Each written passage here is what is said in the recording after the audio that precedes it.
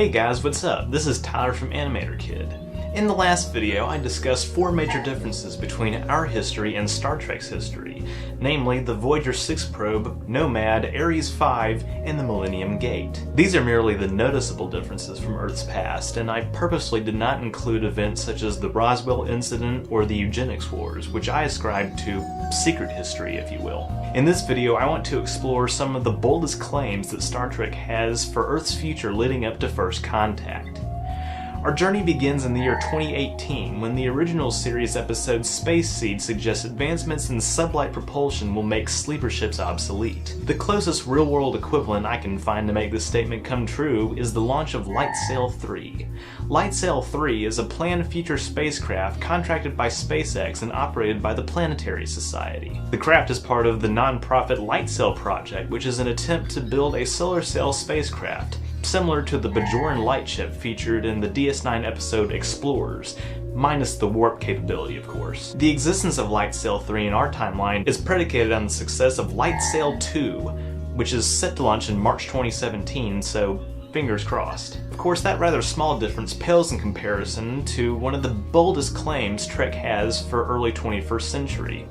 Sanctuary districts. Sanctuary districts are sections of a city designated for the homeless and financially destitute members of society, specifically in the United States of America. Now, of all the differences that we've explored thus far, this one, in my opinion, hits pretty close to home. In fact, during production of the two-part episode Past Tense, the mayor of Los Angeles actually suggested a similar arrangement for that city's homeless population, which the writers found to be quite a disturbing coincidence. Not surprisingly, we're not really that far from moving towards that reality ourselves, with buzzwords such as sanctuary cities popping up in contemporary news media. To be honest, I wouldn't be surprised if this were to happen during the administrations of either of the two frontrunners in the presidential race. Long story short, the conditions in the sanctuary districts lead residents to conduct an uprising known as the Bell Riots. During the course of the riots, the sanctuary residents' stories were leaked onto the internet and basically jumpstart a national movement to, take care of the homeless problem the right way. This, of course, is a very interesting parallel to modern-day social media activism, which is especially concerning because I think it only proves how close to a situation like this we're really moving towards. Of equal concern to me, though, are two other predictions for the Earth year 2024 mentioned in the franchise, one being the reunification of Ireland via terrorist means,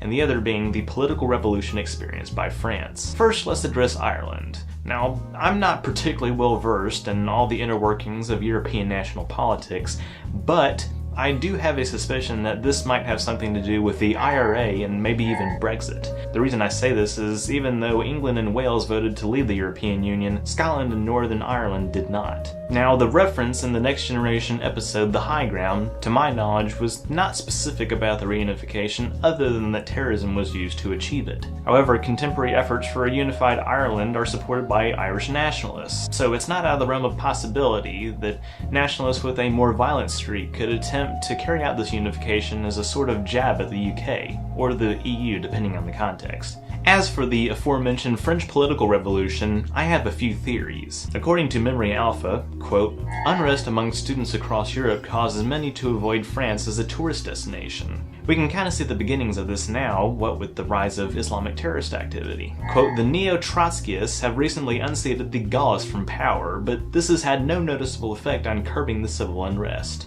A contemporary in the United States remarked that, quote, Europe is falling apart. Alright, that's a lot to take in, so let's break that down. We have two groups, the neo-Trotskyists and the Gaullists.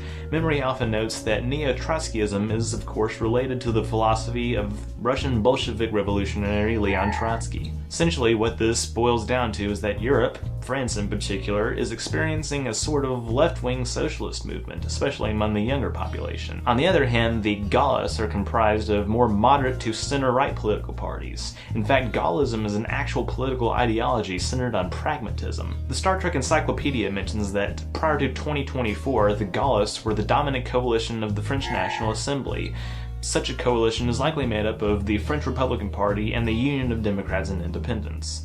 The neo-Trotskyists are likely made up of a coalition of radical leftist parties, which, discounting the Socialist Party, currently make up less than a tenth of the National Assembly, though as we're told in the series, that very well could change. It's also important to note that the neo-Trotskyists are unable to subdue the rioting throughout the country, which I consider to be kind of a wink and a nod to the failure of other radical socialist parties to, quote, alleviate the social ills, if you will. As we're told in past tense, all this stuff going on in Europe and America coincides with an economic recession. Not to get all conspiratorial on you guys, but economists and analysts on both sides of the political spectrum have predicted that we are on the verge of another recession, akin to the one we experienced in 2008, which is predicted to occur within the next 2 to 3 years. I mean, I'm just saying. Okay, so we've established that there's political and social division going on throughout the West. I mean, that's nothing new. What about this idea of so-called eco-terrorists causing 37 million deaths? I'm referring, of course, to the actions of Colonel Philip Green, the despotic militia leader whose controversial and contentious views led him to be branded the Hitler of the mid-21st century. Philip Green is probably one of the most interesting characters in the entire Star Trek lore, because he's also one of the most mysterious.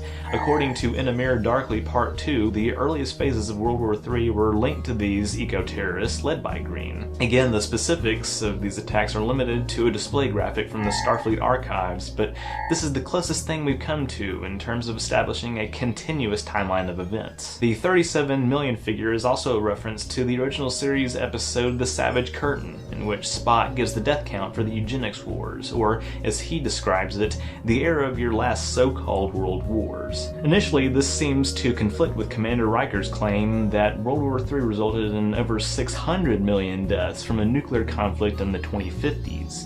But in fact, each of these first officers is likely referring to separate events. You see, the Eugenics Wars, as we've come to know them from Khan's perspective, took place in the 1990s after the end of the Cold War. But as novelist Greg Cox states, these wars were in fact a collection of seemingly isolated events, such as the Balkan conflicts and the 1992 LA race riots.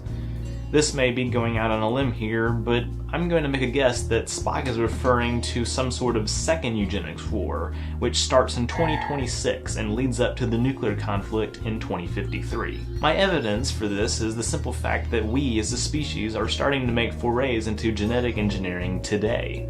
The MIT Technology Review predicts that a synthetic human genome could be completed within the next 10 years, coinciding with the start of World War III, as noted by Federation historians. The review even gives the caveat that although this is certainly a huge breakthrough, this scientific advancement raises ethical questions about the nature of life. Speaking of World War III, I would of course be remiss if I didn't mention the Eastern Coalition of Nations, made up primarily of China, India, and Pakistan. No exact date is given for when the ECON is founded, but it's likely that this occurs at least 1 or 2 decades before the nuclear devastation.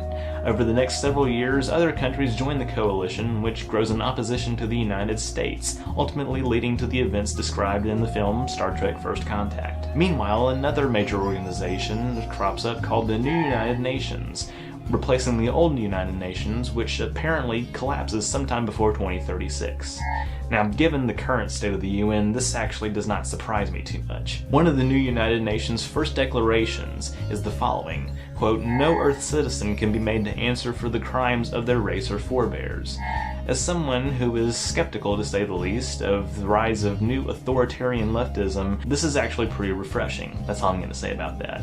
One of the last political divergences I'm going to mention is the possibility of a reformed Soviet Union. In fact, I'm not too unsure that the Soviet Union couldn't have reunified during the course of World War III, becoming yet another faction alongside the Eastern Coalition in the United States. We're starting to see trends in this direction today, so again, it's not out of the realm of possibility. A few more major scientific events, which are supposed to occur over the next few decades, are a few Mars missions, the launch of the ESS Charybdis to explore beyond Saturn, the discovery of dilithium, founding of the lunar colonies, and toroidal space-time distortions. That took a few takes to say. As well as Zephram Cochrane's warp flight. As far as other cultural effects, I find the idea of television being phased out and the final World Series being held in the early 2040s to be pretty interesting too. I think that about covers it. If you think I glossed over a thing, be sure to let me know in the comments. Thanks for liking and sharing this video. Please do not forget to subscribe if you have not done so. And don't forget to be awesome. Live long and prosper.